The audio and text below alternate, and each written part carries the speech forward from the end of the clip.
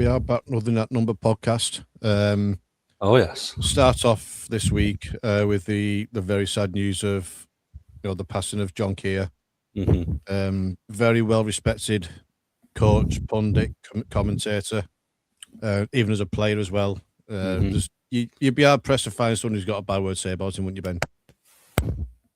Yeah, you saw the reaction, on social media, and obviously people are usually respectful, but it went beyond just a bit of respect. It was like clubs that had no connection, fans with no connection to him as a coach or player, just a real outpouring of love for the man, and you just know you left a really good legacy there when you get that type of response, because it was literally like it was everyone in every club, every person you could think connected to the game. It wasn't just a few words. They all had so much to say. I think you see the impact that he obviously had on a lot of people.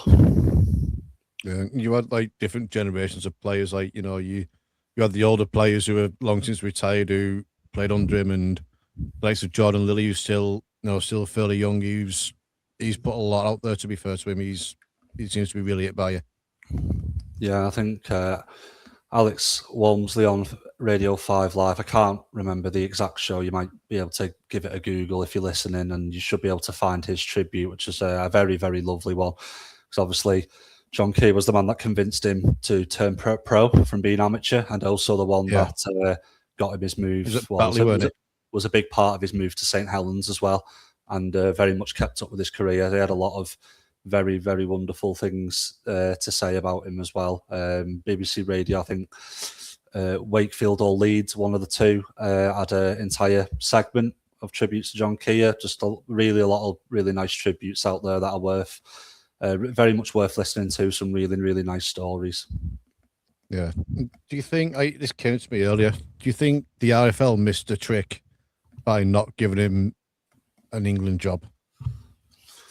I am surprised he never got one. Obviously he did, I believe it was either England B or England Academy, or an old version of like a second England team. I think he did coach a Great Britain Academy, he once coached.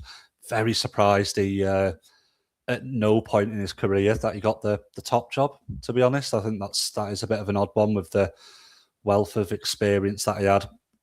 I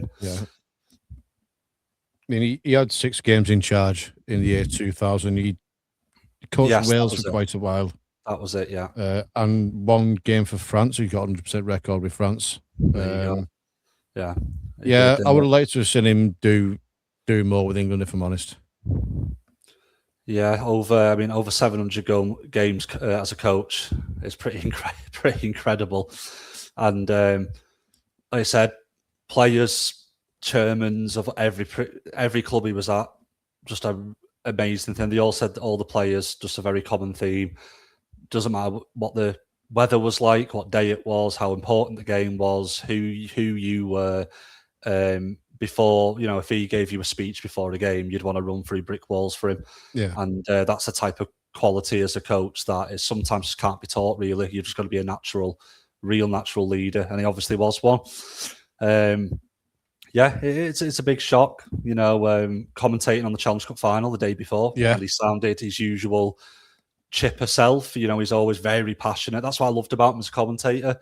Never one of these that had an air of back in my day or owning about a rule or anything, or highlighting negatives, or he understood the game evolved. You could just tell he could watch a bunch of kids play on a park, and he'd just love any game of rugby league. He just loved rugby league, and he was always enthusiastic, and he was his usual really informed self on Saturday.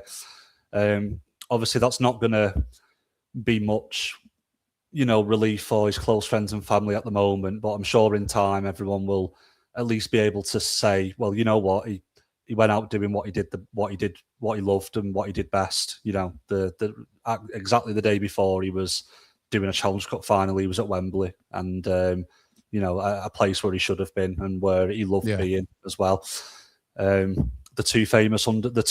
top 2 biggest underdog wins in the Challenge Cup final are probably his against Leeds, and obviously the incredible Sheffield Eagles beating Wigan as well. Yeah, no one gave Sheffield Eagles a chance in that game, but no one gave them a chance in the quarterfinals or semi-finals. It's one of the best, for me, the best Sporting Cup win. I mean, yeah, you know what? I'd probably say maybe one of the best ever Sporting Cup wins in any sport because of the nature of rugby league.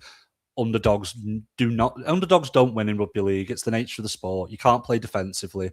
You can't sneak a win. You've got to go at someone the same way they go at you. I don't think people really understand how hard it is. You can't score from a set piece and then part the bus. And then part the bus. You can't do it. So people, like, it is one of the most incredible wins in sport in a cup final. And every ex-Sheffield Eagles player that has ever spoken about it will mention John Kear before anyone else, gave him that belief.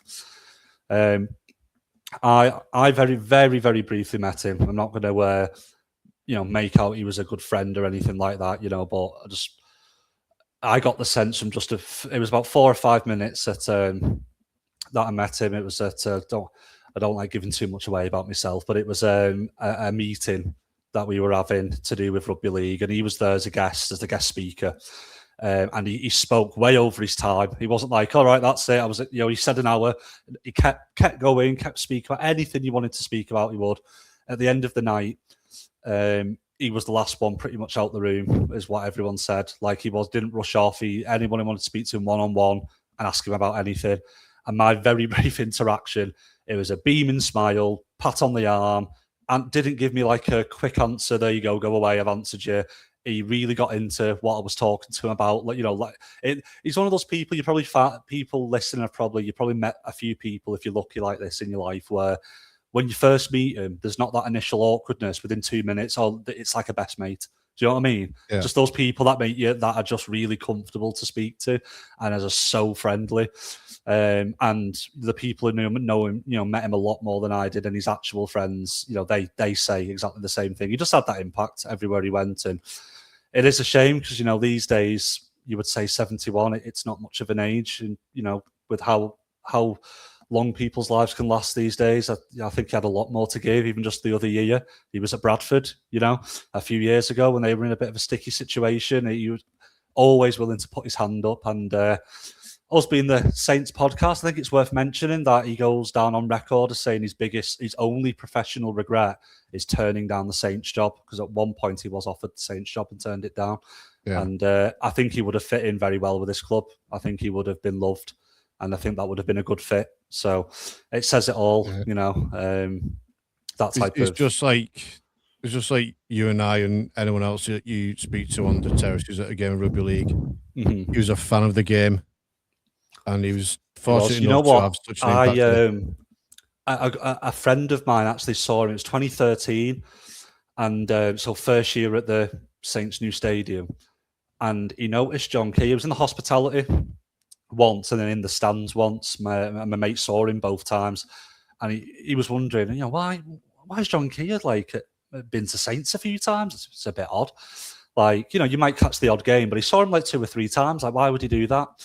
And he actually asked him the last time he saw him, and it was checking in on Alex was his answer, which I love. You know what I mean? He had that connection. He cared about his players, and that just, I think, sums it up. He wasn't like, all right, you're out, you're not at my club, not interested anymore. He cared about all of his players, no matter if it was 10 years ago he played for them or whether it was last year. He formed that connection with him. And yeah, if you haven't listened and read the many tributes, I'd go and seek them out. Walmsley's is fantastic, and the BBC Radio Leeds one is excellent. And there was a short one on ITV News as well with a few lovely excerpts of some former player interviews. It is very, very, very, very sad when you lose someone like that, because, like I said, if you want to call someone Mr. Rugby League, I mean, he's one of the candidates. He's one of them. Yeah, he's he's up there. He is absolutely. And what a story! If you haven't read his autobiography, anyone, by the way, read it. It's an awesome autobiography. He's got a great story. You can get it on Amazon, I think, for only a few quid at the moment. And he was born on Weldon Road. He was born literally on Weldon Road. and ended up playing at Cass. That itself is a great story, over 100 appearances. His whole playing career was at Castleford, wasn't he? But then to go on to do what he did afterwards, he was interested so much in like the development of the game, even in his older years, when he gets to his 60s and his early 70s, last couple of years, you read people saying he would go to like scholarship games at clubs and give his feedback and help out. And he would, honestly, he was so happy just doing anything rugby league. And we need more, we just need so many more people like that. Like in this sport, it would be a much stronger place for it if there was a lot more John Kears around, definitely. Yeah, I think there's a lot of people within the game from top to bottom who could learn a lot from John. Absolutely. Yeah, so we pass on our condolences and our thoughts and prayers to John's family and his loved ones at the moment with this difficult time. We hope you can find, obviously you're never going to get over it, but we hope you can find some peace and just know that John had a massive impact on the game. A lot of people. Yeah. So moving on, we do have some good news, as we announced yesterday. We are going to be going live on YouTube. We've been waiting to do this for a while now. I did get it wrong because I didn't look at the fixtures. It was going to be next Thursday, but we have to play Warrington next Thursday, sorry. So that'll be the last pre-record, and then we go live. Unless there's a Thursday game that we're playing, in which we'll pre-record Thursday on Wednesday. So we do have that now.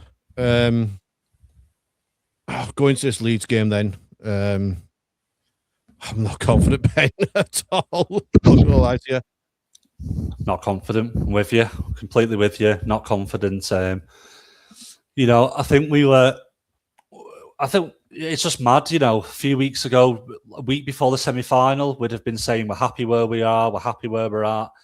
We know there's a long way to go, but we're optimistic. And now, overnight, how quickly things can change in sport, we just look a bit of a mess at the moment. And it's going to be, this is the next couple games for me are the real test. We got Leeds, we got Wire. Lose them, and all of a sudden it's 3 losses in a row, and that's coming off the back of then a big semi-final loss as well, few in the league, scraping through against the likes of York and Huddersfield, and then all of a sudden the narrative of the season changes completely into one that we're probably very lucky to be where we are and not outside the playoffs. So the next 2 games are just ridiculously huge. If there was ever a time for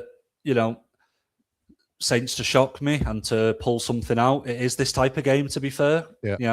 But that stuff doesn't happen all the time.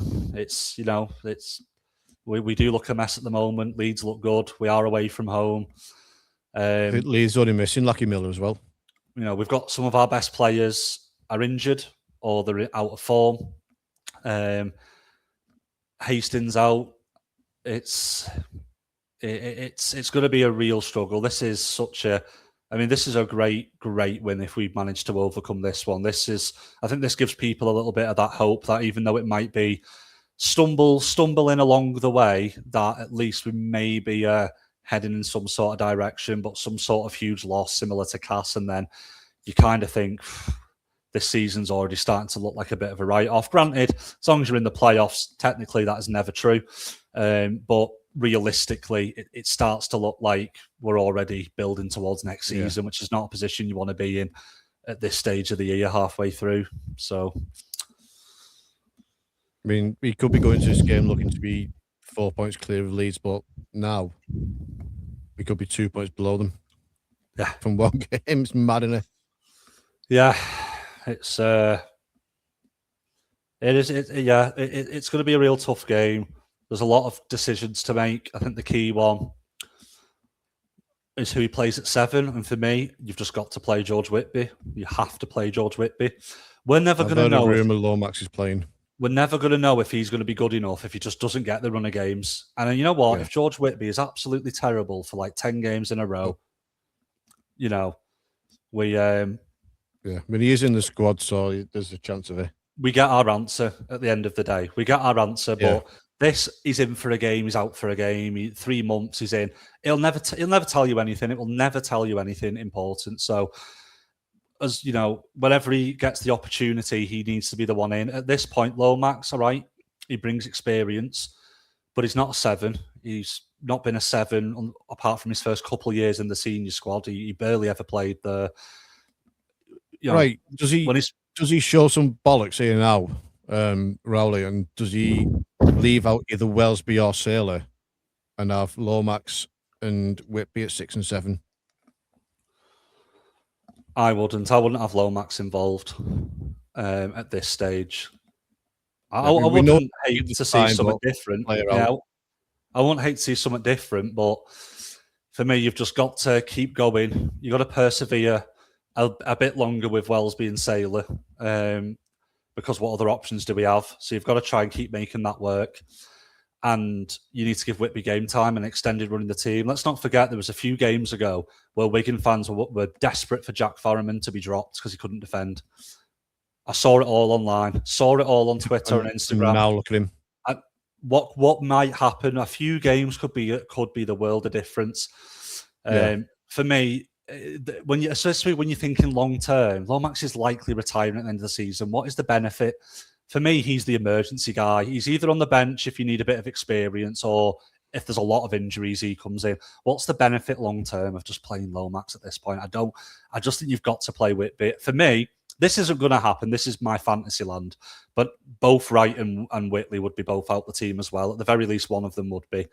I think you need to start. I'd have Soon and Davis play. I was saying that Davis is close to his what do you call it? Maximum games, isn't it? For me, you just got his current deal. At this point, you've just got to play. You've got to show that there's some standards. I know you can't. Anytime anybody has the odd bad game, don't drop them. That's like, I'm not saying that, but at this point, it's kind of a long time now for both the second rowers where you kind of got to be a bit harsh, as hardworking as they are. You've got to be a bit harsh and go, we're a team that wants to win the Super League. We've got to have higher standards. And we need to show you that you need to do better when the next time you're back. And if you just carry on playing everyone and then there's no punishment for performances that are below our standard, how can you ever expect them to improve? So maybe not both of them due to, they want to manage Davis a bit, but at the very least, one of them at the very least needs to not be there. I would hope that if, we've got enough people fully fit, like Felt coming back, maybe. Is Felt back? He's in the squad, isn't he? Yeah, I think he needs to be playing, to be honest. Yeah, for me, you need to get rid of... You need, again, Cross is another one. Like, lovely guy, works hard. Yeah, listen, he's a good squad player, you know what I mean? But he's not a starter for me. At this point, you need to stop this kind of a fit like this. It's starting to feel like a Salford bias, and he needs to realise he's not at Salford now. You're at St Helens. The standards are different. And for me, I would move Dagnall to the centre because he looks loads more comfortable there. He's a natural centre, isn't he? Way more comfortable. And I would also drop Cross. Although maybe you argue it's Percival and Robertson at the centres, but I would, there's a few ways you could do it. But either way, for me, Cross just can't play. If you want to be a bit ruthless and try to, it might fire him up, who knows, and we might see a high level of performance from him next time. But I think that you got to do things like that. Robertson might not start with having that little niggle in his hamstring anyway. Exactly, yeah. Well, I'd move Dagnall there then. I think he looks way more natural at centre. And I would just do that. Murphy and Felt on the wings. There you go. But the team selection is going to tell me a lot about kind of my optimism for the rest of the year. Like, I'm not expecting 6 or 7 players dropped at once when we still have about 6 or 7 players in the squad that are injured. I get that. But for me, I think 1 or 2 first teamers need to be dropped either to the bench or out the team. And we need to show that there's some standards here and give them a bit of a kick up the arse, to be honest. Because Cass was unacceptable, as we talked about last time. Unacceptable. And there needs to be repercussions, I think.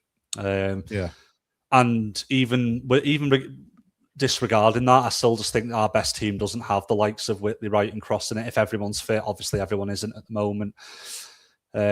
apparently Jacob Hosty is fit, but they're just taking the time, which I don't mind, because we've seen what happened with McDonald. Be certain, yeah. We've seen what happened with McDonald, where they kept basically playing him as soon as the doctor said okay, and he kept getting injured again. So apparently McDonald is also technically fit, but at the end of the day, there's fitness and there's match fitness, which is a two. Which I don't mind. I don't mind it.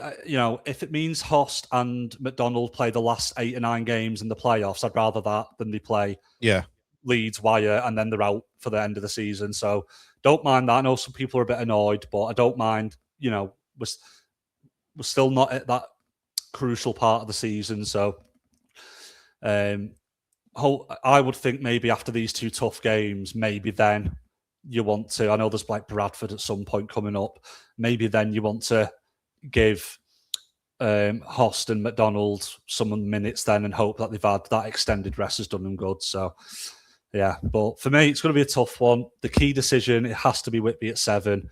And we have to really start throwing this ball around more and just being a bit more confident and a bit more better support play, better communication with each other, and executing an attack a lot better than we have been to have any chance. Yeah.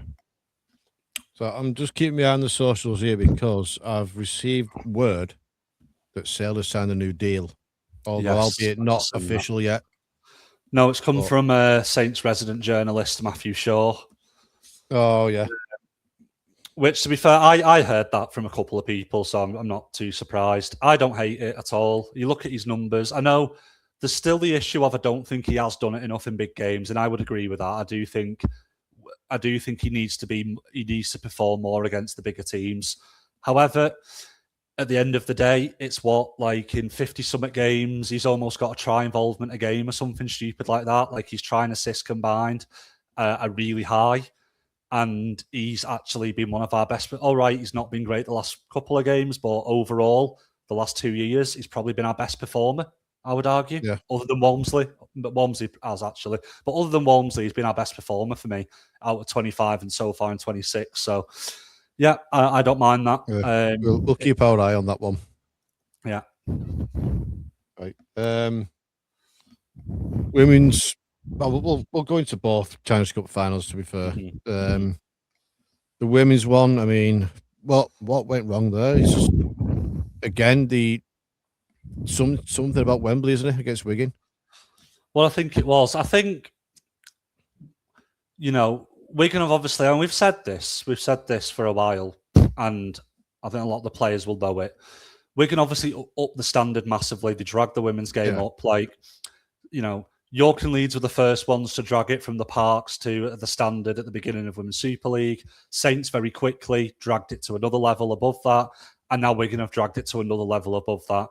And at the end of the day, I think what it was is, as much as there's incredible trailblazers and great players and hard workers, it's an old Saints team and a slow Saints team. And it was a big, wide, hot day on a Wembley pitch. And you had some electric players in that Wigan team. Eva Hunter. And what I've always said is the way the draw went last year and the way the grand final went, what made it close was it became Wigan weren't at the best and Saints were close to their best. And I've always been honest about that. The only way that we get close to this Wigan team is we play our very best. They don't play their best. What happened on Saturday? We played way below our best and they played their absolute best. And when that's a combination, you get a game like that at the end of the day. It's sad. It's upsetting for the likes of Emily and Jodie. That's the way they go out, but they still got so much to be proud of. And for the good of the women's game as a whole, you can't hate on it because it's now up to us to try and match the professionalism, match the training. Some teams were still meeting up at like leisure centres and pure gyms to train if they were free. Wigan's setup, which I've heard about from a couple of Wigan fans, how professional their women's setup is. People need to start copying it and they need to start treating it as seriously as they do. So, it's bad as an individual Saints fan to see that, but it's good in a really awful to admit way because it's Wigan. I wish it was any other team.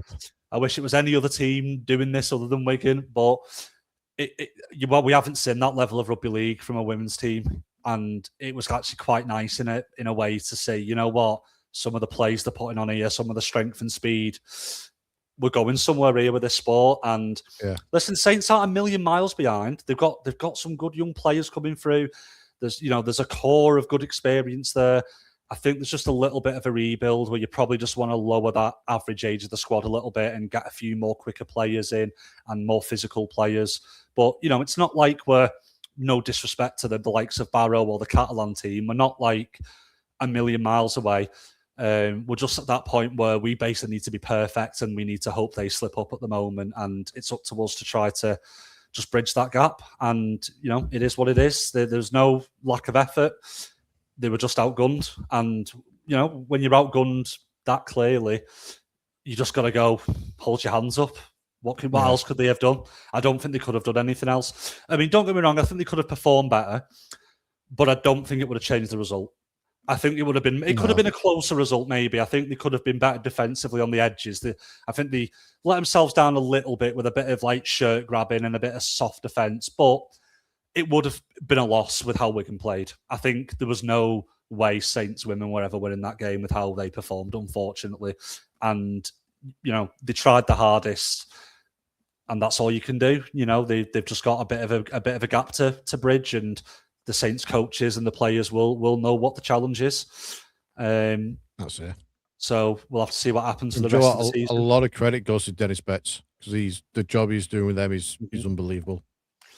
A lot of credit goes to Mike Danson and the money that he's got, which, to be fair, I think is a good thing for the sport. You need the money to set it up, though, don't you? You need that capital first. I think it's a good thing for the sport. I know there's some people moaning, but no one was moaning when Saints were spending, the most. No Saints fans were moaning when it was us spending more money than anybody else to dominate the women's game. You got to suck it up and just go, well, we need to match that spending. Then we need to match that the structures they've got, the levels that they train at, the levels of coaches that they bring in to work with them. Like, yes, they are spending a lot of money, more than anyone probably combined, Wigan, on that women's team, but the sport needs it. The sport is in a place where it needs that, unfortunately. So you can't really argue against it. You can't. It's other teams should be doing what Wigan are doing. It's not for them to spend less. It's for everybody else to spend more. So that's it. And to move into the men's final as well. I mean, again, Wigan dominance. Well, speaking of one team playing at the worst and another team playing at the best, same thing in the men's game. Hull KR just never got going. I don't know what it was. It was very odd. It was kind of performance we saw from them in like 2020, end of 23 and a bit of 24, where they were like still a good team, but those big games they were still losing quite a lot. And obviously they looked reminiscent of the Las Vegas game. Yeah, it kind of just looked like the KR team before they'd won the Challenge Cup a couple of years ago, last year, sorry. It kind of looked like that team. It looked like the team from when they lost the cup to Lee, kind of, where like they were just very nervy for some reason, which the reason I thought KR would do really well is because I thought after a treble, I thought that big game kind of nervousness and edginess, which a team like Wigan just never seemed to have. I thought KR would be like it, but no, it came back. It was very surprising. It was like that last year hadn't happened. It was like they were the 2024 KR side again. And we won't know the full reason why. That's the thing for Willie Peters and the coaches to figure out, but they froze. I mean, there's some moments in that game where KR can feel a bit outdone by. I mean, I think definitely. I thought about 10 minutes. Yeah, I thought they were absolutely battered by the referee.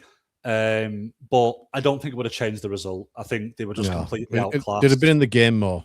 They'd have been in the game more, yeah, but I think they were just completely outclassed. It was one of them. Like Wigan, that is probably the best Wigan can play, and that's probably the worst KR can play. And it's a shame because with how Wigan performed, if KR had turned up, we really could have had an all-timer classic there. And it is just a shame that we never got that. I will say, leaving Mikey Lewis on was absolutely ridiculous. It was that was a really bad idea. I mean, never mind. All right, at least in the second half, he started to be able to run a bit more again. But what was the last 10 minutes of the first half? They couldn't pass the ball to him. Damage that's been done. They couldn't pass the ball to him. The players were missing him out in plays because he was wobbling on one leg. Even if you want to bring him back for the second half, if he can't run properly, what were they thinking the last 10 minutes of that first half? Yeah. leaving him on. Like they got the that's bizarre. And even in the second, the limp went away a little bit, but he just looked out of it. He looked like he'd just been zapped of all energy. Yeah, I mean, surely, there's tackles there he's missing that normally he's racking them up in. And the argument of you leave a player like that on, not injured, you don't, because he's not going to pull out as Mikey Lewis special if he's at 40%. You may as well have an academy player playing.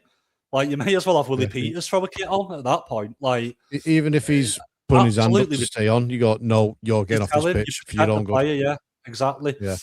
So I thought, they nicked that try before half time. For me, if they'd have reorganised a bit, got Lewis off, maybe something could have happened in the second. But for whatever bizarre reason, they just persevered. And I think that was a big, massive thing as well. You could have put Litton in the halves and have Leyland on at 9. That's what they should have done. Or the other way around. That's what they should have done. It was very, very strange to leave him on when he clearly just couldn't perform at even 80% of his level. So yeah, I thought that was very disappointing from that point of view, because maybe we could have got a good game in the second, but you know what? Maybe it wouldn't have made a difference anyway, because KR were just not at the races at all, were they? Yeah. And speaking of Bill Leyland, he was very lucky to walk off that pitch. Very lucky to be walking today, yeah. Extremely lucky. It's, I think, probably maybe the worst tackle I've ever seen. I think Brett Ferris did one on Lomax in 2014 in the Challenge Cup, which is very bad. This was probably even worse than that one. I think it's generally the worst tackle I've ever seen in terms of how dangerous it could be for a player. And if I'm going to be completely honest, I think Sam Welt's going to feel a bit hard done by, because it wasn't all him. Wasn't all him. He did pick the player up and all that, but yeah, I think he knows what he's doing a bit there. He gets great contact on him, and there's absolutely no reason for him to lift him up. He can just throw him on the floor. But what Nsemba does, I am baffled. That there's been no punishment. I think it's a disgrace. Because, don't get me wrong, Walters puts him in the unsafe position, but Nsemba could have helped lower him to the ground in a bit more of a safe manner, and he basically hits a tombstone pile driver on him for any WWE fans out there. It was an absolute disgrace what he did, and how he has not even been charged in the match review panel is an absolute joke and a disgrace for that decision. Well, I work with a fella, and his son works at Wigan. And he's heard Nsemba saying, maybe I should pay the fine or at least half of it. Yeah. Well, I would be paying half of that if I was him. If I had, anything about me. I think that's very unfair to let Walters take all of that. But, I thought it was just very grubby, very horrible. Just no need for it. And it's a shame, because he can be a great player, Walters. But he has got that in him. He's just got that nastiness in him, and it's coming out a lot, and it really lets him down at times. The reason he got such a long ban is because he already had loads of points on his record anyway from previous bans. He's on 39.5 now. It's a disgrace really at this stage of the season to be on that many points. I think for so many, poor tackle decisions, he needs to sort his head out, because at some point this will happen in the first minute of a big game, and you might cost your team the final from doing that. We've seen players we're not just having a pop at Wigan either. I mean, both sides had a bit of knack about him in that game. Yeah, but nothing as bad as that though. That was and that's not a Wigan thing. That's a Sam Walters thing, and it's an Nsemba thing. Both of them. Yeah. I mean, people say Wigan's got this reputation for being dirty and all that, but that's not on the club. That's just on the players. Like that particular moment, them two players. That's not Wigan's style, is it? It is absolutely shame. But you know what? Culture comes from within, and you need to do something about it for me. And I'm sure he'll want to. I'm sure Pete won't want his best player potentially costing him one of his best players, costing him a grand final if he gets sent off in minute 1. We've seen it before. So I'm sure he'll desperately be wanting to get that discipline better. But there's a fine line between, there's aggression and going a bit too far with aggression, and then there's nastiness. And that tackle was just in the realm of complete nastiness.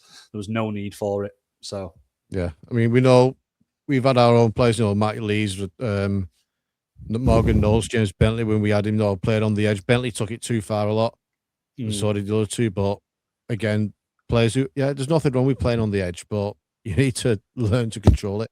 But something like that, that's not just on the edge for me. That's like way over. You can't even jumping off it. You know, if you play with aggression and you're intense and you hit someone high, that can happen. It's not meant. Don't mean to do it, but something like that. It's like, come on, you can avoid that. Like, yeah. I mean, it is what we're just glad that Bill Leyland can walk. Yeah, I'm just glad he's okay. We've got some bad news now coming out the club. This man, I mean, I understand he wants to go and test himself in the NRL, and he's got the perfect chance to with a new franchise, the Papua New Guinea Chiefs. He's not going straight away. We're getting another season out of him, so he's served as well, hasn't he? You know what I mean? He can go with his ZLD. Yeah, it's one of them. He's, played for a long time, won everything, literally everything, won most of it multiple times. So you just got to say fair play. And to be honest, he started, one bad knee injury, now a second bad knee injury. I think it could end up being a blessing in disguise, and maybe we've seen the best years of his career. We'll have to wait and see. That's a big if, but with the recent injury problems and with his legacy here and with how long he's been here, I just don't think you can argue too much, to be honest. I think that's just fair enough. Fair enough. Well same done. with say with Knowles and Makinson, who've both gone recently. Yeah. You've done it all. You've done it all for us. He owes nothing. Yeah. Getting to that age, I know like Leeds isn't super old, but getting to being a bit more experienced, and probably not someone, if I'm being ruthless, that I'd want to pay like heaps and heaps of money to. If you like, when you're in your 30s and you've had 2 bad knee injuries, that's a bit ruthless. But I don't know. I think it's probably sensible to kind of just, let him go with no burnt bridges. Just thank him, shake his hand, and wish him well. I believe he does well. I believe he had an NRL clause in his contract where if an NRL club came in for him, he could go. Yeah. Now I don't know if it meant he had to wait another season or he wants to give us another year because of his injuries this season. I don't know. I'd like that to be the case. It's probably just because PNG only starts in 28, so that's probably why. So, and I don't think he would want to play for someone for 1 year and just leave again. So, which makes sense. That's fine. We get another year out of him. Hopefully, I have Perth in yet. That's where I've gone wrong then. Yeah, Perth is 27. Yeah, PNG 28. It's going to be fun when we go live. People are watching saying, look at this dickhead here. Don't know what he's talking about. We can put it in the comments. So I mean, we'll talk about it more, next season, closer to the time when he goes. But yeah, if you've not watched it already, we've got an interview with Mr. Lees, so go and check that out. It's a very good one. Please check it out, guys. Yeah. All right.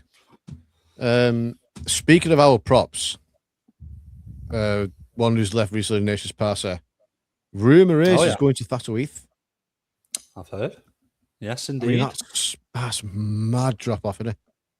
Well, to be fair, we don't know his circumstances, do we? I'm sure if he wanted to stay at a top level, I think someone, maybe because of his injury record, it would have to be the Championship, but he could absolutely get a professional contract somewhere. He got over his bad injury. He again, it was only 2 games, but he did have a couple of decent games for us beginning of the season. It might just be that I don't know, maybe he's was planning on seeing out his contract and then moving back overseas, but now I have heard he's wanted to retire over here. Right, okay, yeah, so maybe he wants to just move to the next stage of his career and just retire. I think his family is settled and all that over here. But he doesn't want to stop playing rugby entirely, so fair play. I think absolutely fair play to him. We've seen it a few times. Fui Moi, of course, retired over here and ended up playing in the Championship and then played open age at like West Hull or something and like League One in Doncaster. And I think he still occasionally is a player coach now over in the North East. He's in his 40s. So you know what? He obviously absolutely loves the sport of rugby league. So I kind of really like when a retired player still plays for an amateur team. I think it's really cool. Look at Moy Fassafaloo playing at West Park. Yeah, and you're just going to pass so much. I mean, it's going to be great. I mean, those Thato players, when he rocks up to training, I mean, but you'd be buzzing, wouldn't you? I think that's really cool of him to do. That can lift the rest of the team then. Can I tell you what? Imagine though, let's not forget, he had a good game for us at a top level of English Rugby League 2 months ago. Imagine if you're some bloke who's got work the next day at 8 o'clock and you see your opposition has got Ignatius Party in the team. He's gonna batter people at that level. He's come straight from being at Super League level. Some of those poor player teams that they play. I mean, good luck to you guys. Yeah. I mean, I'm sure you're going to be buzzing to play against him, but brace yourselves because he's going to do some damage at conference level. He's going to do some real damage. It's going to be very fun. We might actually go Paddy down. Flynn. Yeah. Paddy Flynn was at Widnes. He was a Widnes, then went to Thato. Yeah. He did, and he's still very good for that level as well. I've seen him play at Thato. He's ridiculous, Technically, I believe Paddy Flynn scored the first try ever at Totally Wicked, if you count friendlies. Oh. Because in the friendly we played against Widnes, he scored the first try. So that's a bit of trivia for you all. But fair play, he's obviously doesn't want to play professionally anymore, but he still loves the game, and he's giving back to the community, a community club. You know, I think that's a great thing for him to do, to be honest, and that's really, really lovely of him. Hope he enjoys it, because let me tell you, when you play it obviously it's a bit different at conference level, but because I didn't play, I was never any good enough for conference level. I played Northwest level, open age level. But, the lower down you go, a lot of players are there just to have a bit of a scrap, put it that way. So he's going to have to watch himself. There's going to be some of the dirtiest teams he will have ever faced. Do you think Wigan are bad? It's nothing compared to Widnes Marys and St Jude's and all that. They can be rough as anything there. I think it's really cool. He's gone from NRL to NCL. To NCL. Oh, because of his career. I'm going to go and give them a watch if that does happen and he does actually get, he does line up. I want to go and give them a watch at some point. And who knows? Maybe we can have a chat with him. Try and get him on here. Yeah, who knows? I've reached out, but I've heard nothing back yet. Yeah, could always be, post game at the Thato Clubhouse. Who knows, guys? Yeah. We'll do our best. Could be a cool one. Yeah. So going from one person leaving, the professional game to one entering the professional game now. Mm-hmm. Lad, quite well, Ryan Cox, local ref from St Helens. He's getting his first Super League game this weekend. Yeah, well, I don't know him super well. I've met him. The way I know Ryan is I was at his first ever training session for St Helens Rugby League Ref Society. It was one of my last ones. I remember it was because I left when I was going off to uni. And it's Warrington Hull he's refereeing, I believe. Yeah, didn't want to basically carry on because of I had uni to start stressing about. But one of my last training sessions, I remember Ryan coming in as a very young child, and I remember his very first training session.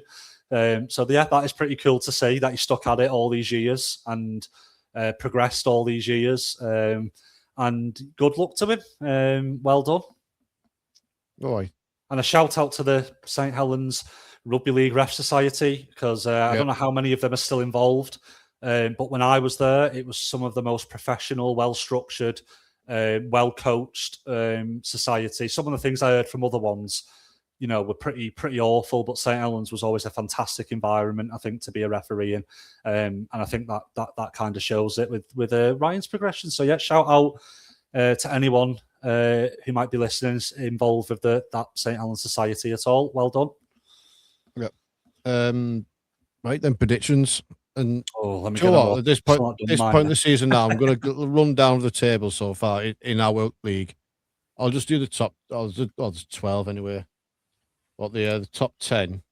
So going from 10 up, we've got Adam Forshaw at 10th, Jack Doyle at 9th. Rory Appleton, who we've had on the podcast before, the Shirts of the Saints on Instagram, go and have a look at them. Mm-hmm. Mason Melia at 7th. Recently anointed Mayor of Prescott, Paul Goodwin. He's currently 6th. Mm-hmm. Our very own Tom, currently sitting in 5th. Got a bit of a drop off there, Tom. Unlucky kid. Mm-hmm. Bobby Bowden in 4th. Stephen Welling in third. Mm. Ben, second. Yours truly at top. And I think it's all because I fucked up by putting you on to beat KR. Still not over that. It's a false position. It's a false position. Listen, I've had some bloody clangers since then, though. But yes, yeah, you can also join the league at any time if you've been doing it. If you're in another league on the Our League app, or you just do it yourself, your points will get transferred. It's you can just join a league at any point. So, so please feel free to do that. Just reach out to any of the socials. We'll always give you the code, the password, whatever it is for that. That's absolutely fine. Yep. So game one that we're really looking forward to. I have to admire Tom's confidence here, having Saints to win, but I've had to go with Leeds. I've had to be realistic on this one. It's tough. Yeah, it's tough because if ever we were to win a game that you wouldn't expect us to, it would be this one. But yeah, we did it twice last season. I'm gonna go with Leeds. Yeah, I'm gonna go with Leeds. Yeah. Warrington versus Hull FC. I mean, there's only one winner there, and by a margin as well. Is Warrington. Warrington, I think so. Yeah. Tom has gone with Hull. Tom's brave this week. Oh, he's been very brave. He wants to try and make those points up. Ooh, he does. And Joe, what? Hey, listen, you have to admire it, don't you? Hello, admire it. It's a good effort. Go I. Bradford, York. I've gone Bradford. Yeah, we've both gone Bradford. We've both gone Bradford on that one. Yeah.